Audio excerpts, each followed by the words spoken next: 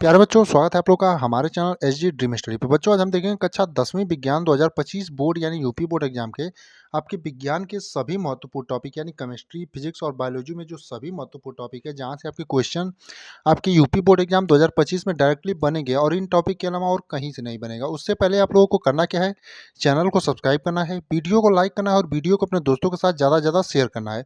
अब आइए बिना समय गंवाए चलते हैं अपने उन टॉपिकों पर और इसको हम पूरा आपको सेक्शन वाइज बताएंगे, यानी केमिस्ट्री के अलग टॉपिक, फिजिक्स के अलग टॉपिक और बायोलॉजी के अलग टॉपिक। और करना क्या, आप लोगों को सभी टॉपिक को एक जगह पर लिखना है और बारी बारी से सभी टॉपिकों को जितना समय आपके पास बचा है उसी में इन सभी टॉपिकों को आपको टच करने का प्रयास करना है।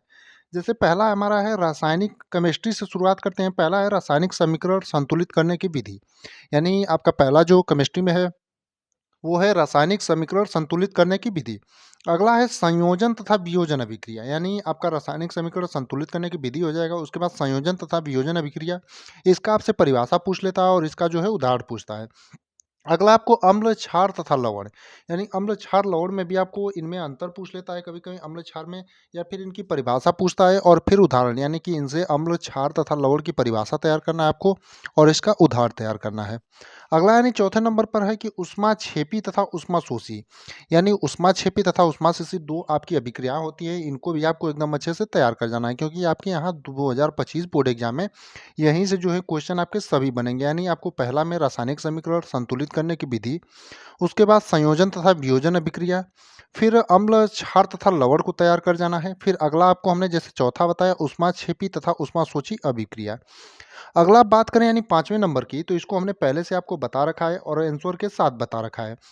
बेकिंग सोडा बनाने की विधि, यानी आपका जो बेकिंग सोडा होता है उसकी बनाने की विधि, उसके रासायनिक गुण और इसको उपयोग, इसको पूरा आपको एकदम अच्छे से तैयार कर जाना है। जिस प्रकार बेकिंग सोडा है उसी प्रकार आपका धावन सोडा बनाने की विधि, रासायनिक गुण और इसके उपयोग, इसको भी एकदम आपको अच्छे से तैयार कर जाना है। अब बात करते हैं अगला यानी प्लास्टर ऑफ पेरिस की। तो प्लास्टर ऑफ पेरिस से भी आपके क्वेश्चन बनते हैं, तो इस टॉपिक को भी आपको टच कर जाना है। इसमें जितने भी हम आपको टॉपिक बताएंगे फिजिक्स, केमिस्ट्री और बायोलॉजी के मिला के, यानी पूरे विज्ञान के लगभग 45 से 50 टॉपिक होंगे और आपको करना क्या है, सभी टॉपिकों को एकदम टच कर जाना है। अगला है धातु एवं अधातु। अब यहाँ से धातु एवं अधातु में आपको पढ़ना है इसकी परिभाषा और कुछ उदाहरण और इनके बीच में अंतर। अगला है विद्युत और रासायनिक श्रेणी। इसमें विद्युत और रासायनिक श्रेणी की ज़्यादातर आपको परिभाषा और इसके थोड़ा मोड़ा बारे में आपको अच्छे से पढ़ लेना है। अगला है संतृप्त तथा असंतृप्त हाइड्रोकार्बन से जो आपके क्वेश्चन पूछे जाते हैं, तो इसको भी आपको एकदम अच्छे से पढ़ लेना है। ये भी बहुत ही मोस्ट इंपॉर्टेंट टॉपिक है आपका। अगला 12वें नंबर की टॉपिक की बात करें तो आपका आईयूपीएससी नामकरण। अब यहाँ से बहुत अच्छा खासा क्वेश्चन पूछा जाता है आईयूपीएससी नामकरण से भी, तो इसका एक हम अलग से वीडियो जो है आईयूपीएससी नामकरण से रिलेटेड एक आपको बना करके डाल देंगे, जिसे देख करके आप लोग एकदम अच्छे से आईयूपीएससी नामकरण किस प्रकार किया जाता है वो समझ जाएंगे। अगला यानी 13वें नंबर में आपको केमिस्ट्री में पढ़ना है एस्टिलीकरण अभिक्रिया, यानी एस्टिलीकरण जो अभिक्रिया है उसको पढ़ जाना है। और अंतिम यानी कि इसमें केमिस्ट्री में आपको कुल टोटल 14 टॉपिक को टच करना है, जहां से आपके यूपी बोर्ड एग्जाम में क्वेश्चन बनते हैं। और इन अगर 14 टॉपिकों को आप टच कर जाते हैं तो केमिस्ट्री में आपके जो 25 से 30 नंबर के 25 नंबर 20 नंबर यही क्वेश्चन पूछे जाते हैं। 70 नंबर में आपका तीनों रहता है, तो आप एकदम पूरा 20 से 25 नंबर में एक भी क्वेश्चन आपका नहीं छूटेगा। तो आपका अंतिम जो है साबुनीकरण अभिक्रिया, तो साबुनीकरण अभिक्रिया को भी आपको एकदम अच्छे से तैयार कर जाना है। अब दूसरे नंबर पर यानी बायोलॉजी पर चलते हैं। तो बायोलॉजी में सबसे पहले आपको तैयार क्या करना है, श्वसन तंत्र, यानी श्वसन तंत्र के बारे में आपको पूरा पढ़ जाना है। एकदम श्वसन तंत्र की आपका बारे में जितना सब कुछ दिया रहेगा आपके बुक में वो सब पढ़ जाना है। अब जितना कुछ का मतलब ये नहीं कि पूरा एकदम डिटेल में और पूरा एकदम दिया रहता है, थोड़ा मोड़ा ही दिया रहता है। अगला है आपका उत्सर्जन तंत्र। अब उत्सर्जन तंत्र में आपको सबसे पहले गौर करना है फिगर पर, यानी फिगर बनाना आपको सीख लेना है और इसके बारे में थोड़ा मोड़ा याद कर जाना है। तीसरा है पाचन तंत्र, और ये वेरी इंपॉर्टेंट या मोस्ट इंपॉर्टेंट कहिए, ये लगभग आपका हमेशा पूछा जाता है और फिगर के साथ इसका विश्लेषण किया जाता है, यानी फिगर भी बनाया जाता है और बाकी जो इसके पार्ट होते हैं सबको आपको बताना रहता है। अगला है लैंगिक और अलैंगिक जनन, यानी लैंगिक और अलैंगिक जनन को आपको एकदम पढ़ जाना है। 5वें नंबर आपका पुष्प की संरचना, यानी पुष्प का जो संरचना होता है उसको आपको बनाने से संबंधित क्वेश्चन आपसे पूछा जा सकता है। अगला यानी 6ठे नंबर पर है परागण। अब परागण में भी आपको एकदम अच्छे से तैयार कर जाना है। यहाँ पर आपका स्वपरागण और परपरागण होता है। अगला है नर और मादा जनन तंत्र, यानी कि आपका नर और मादा जनन तंत्र जो है इसके बारे में एकदम आपको अच्छे से तैयार कर जाना है, क्योंकि यहाँ से भी आपके क्वेश्चन बनते हैं। अगला यानी कि 8वें नंबर पे है मेंडल के आनुवंशिकता का नियम। मेंडल के आनुवंशिकता का जो नियम है और मेंडल ने अपने प्रयोग जो है किस पौधे पर सर्वप्रथम किया था, इसके बारे में आपसे क्वेश्चन जो है यहाँ से पूछता है। इसमें जितने भी हम आपको टॉपिक बता रहे हैं उसको आपको एकदम अच्छे से लिख करके कहीं और सभी टॉपिकों को एकदम बारी-बारी से आपको टच करना है। जैसे पहले में हमने आपको केमिस्ट्री में 14 टॉपिक बताया था और उसी प्रकार बायोलॉजी में आपके कुल 13 टॉपिक हैं।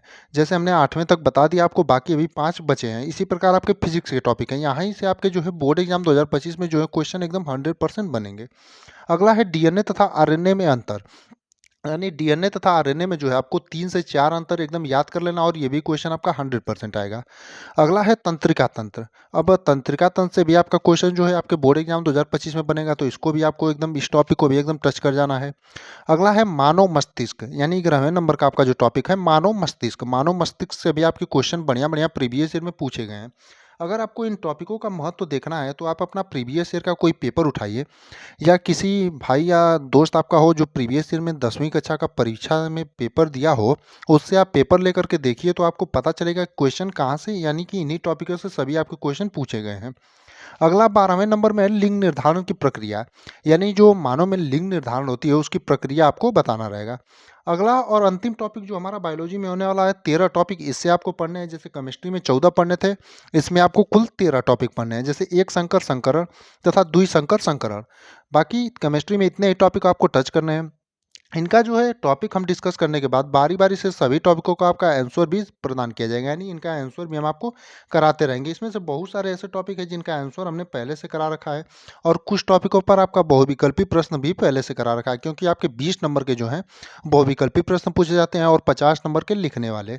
आपका जैसे हमने कल सामाजिक विज्ञान का आपका बताया था टॉपिक वाइज, तो सामाजिक विज्ञान में पहले से हम आंसर के साथ भी कराते आ रहे हैं, लेकिन हमने टॉपिक इसलिए बता दिया है कि जिन बच्चों ने अभी तक कोई तैयारी नहीं की है तो वो ज़्यादा से ज़्यादा उन्हीं टॉपिकों को टच करने का प्रयास करें जिनको हमने बताया है। यानी कि जिस प्रकार सामाजिक विज्ञान में हमने 30 टॉपिक बताया था उसको आपको टच करना है, उसी प्रकार आपको जो विज्ञान वाला टॉपिक है इसको एकदम पूरा जितना टॉपिक हम आपको बता रहे हैं इन्हीं को टच करने का प्रयास करिए आप। अब अगला यानी फिजिक्स में आपको क्या क्या पढ़ना है, आइए देखते हैं। फिजिक्स में आपको सबसे पहले देखना है प्रकाश का परावर्तन और अपवर्तन, यानी प्रकाश से जो आपका परावर्तन और अपवर्तन का जो आपका परिभाषा है इसको, यानी कि प्रकाश के अपवर्तन और परावर्तन जो होता है इसके बारे में आपको एकदम देख लेना और इसका फिगर जो है एकदम याद कर जाना है। दूसरे नंबर पर आपको पढ़ना है अवतल उत्तल दर्पण से प्रतिबिंब, यानी अवतल और उत्तल दर्पण जो होता है उससे प्रतिबिंब बनना, इसको आपको एकदम अच्छे से तैयार कर जाना है। अगला है लेंसों से प्रतिबिंब का निर्माण, यानी तीसरे नंबर पर आपको पढ़ना है लेंसों से जो प्रतिबिंब बनता है उसका निर्माण किस प्रकार से आपका सभी होता है, सभी कई केसेस के बनते हैं, तो उसको तैयार कर जाना है। चौथा यानी कि नेक्स्ट नंबर है कि दूर तथा निकट दृष्टि दोष, यानी आपके दो दोष तो इससे ज़्यादा भी होते हैं। मोतियाबिंद आपका होता है, एक निकट दृष्टि दोष होता है, दूर दृष्टि दोष होता है और आपका जरा दृष्टि दोष होता है, लेकिन आपको पढ़ना सिर्फ दो ही है। कौन सा? दूर दृष्टि दोष और निकट दृष्टि दोष। अगला आपको लेंस की क्षमता, इसकी परिभाषा और इसका जो फॉर्मूला होता है इसको आपको याद कर जाना है। नेक्स्ट है आपका ओम का नियम। अब ओम का नियम में आपको बस इसका नियम पढ़ना है, बस यही इतना ही आपसे पूछता है। अगला है मानव नेत्र। अब मानव नेत्र के बारे में थोड़ा थोड़ा आपको जितने टॉपिक इसमें दिए रहेंगे यानी सभी टॉपिकों के बारे में थोड़ा थोड़ा आपको याद कर जाना है। अगला है विद्युत प्रतिरोध। अब विद्युत प्रतिरोध में आपको इसकी परिभाषा और इसका सूत्र जो है इसको एकदम अच्छे से तैयार कर जाना है। अगला आपका है विद्युत धारा। अब विद्युत धारा में भी उसी प्रकार आपको डेफिनेशन और इसका जो है फॉर्मूला जो है वो सब याद कर जाना है। अगला जो है श्रेणी क्रम संयोजन और 11वें नंबर पर जो है समांतर क्रम संयोजन, यानी इन दोनों से आपके जो है ज़्यादातर न्यूमेरिकल क्वेश्चन पूछे जाते हैं। तो आपको इसमें से जो न्यूमेरिकल है उनकी प्रैक्टिस हम आपको आगे आने वाले दिनों में, यानी जो भी टॉपिक हम बता रहे हैं सभी टॉपिकों को आपका आंसर भी कराया जाएगा धीरे धीरे करके, तो इन पे आपको हम न्यूमेरिकल बता देंगे। अगला है चुंबकीय बल रेखाएं। अब चुंबकीय बल रेखाओं के आपके जो गुण होते हैं यही ज़्यादातर यहाँ से आपके पूछे जाते हैं और बाकी इसमें कुछ ज़्यादातर नहीं पूछा जाता है। चुंबकीय बल रेखाओं में आपका उसके गुण ही पूछे जाते हैं। अगला बायोसेवर्ट का नियम, तो आपको बायोसेवर्ट का नियम पढ़ जाना है। फिर फ्लेमिंग के दाएं और बाएं हाथ का नियम, यानी फ्लेमिंग के दो नियम है, दाएं हाथ का नियम और बाएं हाथ का नियम, तो इन दोनों नियमों को आपको तैयार कर जाना है। अगला यानी 15वें नंबर का टॉपिक है विद्युत धारा के चुंबकीय प्रभाव, यानी विद्युत धारा का जो चुंबकीय प्रभाव है उसको आपको एकदम अच्छे से तैयार कर जाना है। 16वां टॉपिक है फैराडे का नियम। अब फैराडे का नियम भी आपको एकदम अच्छे से तैयार कर जाना है। अब ओजोन परत का अपक्षय, यानी नेक्स्ट टॉपिक जो हमारी है ओजोन परत का अपक्षय, इसको आपको तैयार कर जाना है। अगला है ऊर्जा के स्रोत। बाकी इतने 18 आपको फिजिक्स में टॉपिक तैयार करने थे। 13 आपको बायोलॉजी में और केमिस्ट्री में 14, यानी कि इन सभी टॉपिकों को आपको एकदम अच्छे से सबसे पहले जो भी बच्चे अभी तक कुछ नहीं पढ़े हैं, वो तो इन टॉपिकों को एकदम लिख करके गए और बारी-बारी से सबको टच करना यानी सबको धीरे-धीरे पढ़ना स्टार्ट कर दें।